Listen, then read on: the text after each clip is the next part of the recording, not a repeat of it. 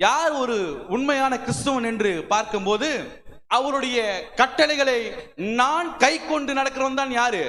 நான் கிறிஸ்துவன், ஆலயத்துக்கு போறேன், வேதம் வாசிக்கிறேன், ஜெபிக்கிறேன். அவன் நல்ல உண்மையான கிறிஸ்துவன். அவருடைய கட்டளைகளை, அவருடைய பிரமாணங்களை நான் கை கொண்டு நடக்கும் போதுதான் நான் யாரா இருக்கிறேன்? ஒரு உண்மையான கிறிஸ்துவனா இருக்கிறேன். அவன் மாத்திரம் தான் பரலோக ராஜ்யத்தில் பிரவேசிக்க முடியும்.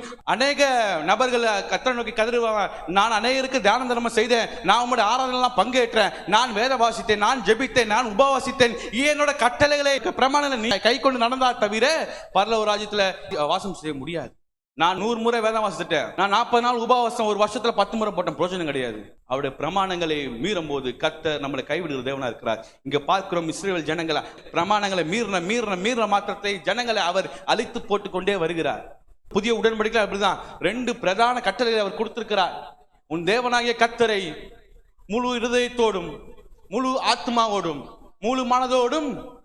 இந்த கட்டளை மீறின மாத்திரத்திலே பரலோக ராஜ்யத்தில் வாசம் செய்கிறது முடியாத காரியம். 2வது பிரதான கட்டளை, நீ உன்னிடத்தில் அன்பு கூறுகிறத போல பிறரிடத்தில். இந்த கட்டளை மீறினா பரலோக ராஜ்யத்தில் பிரவேசிக்க முடியவே முடியாது.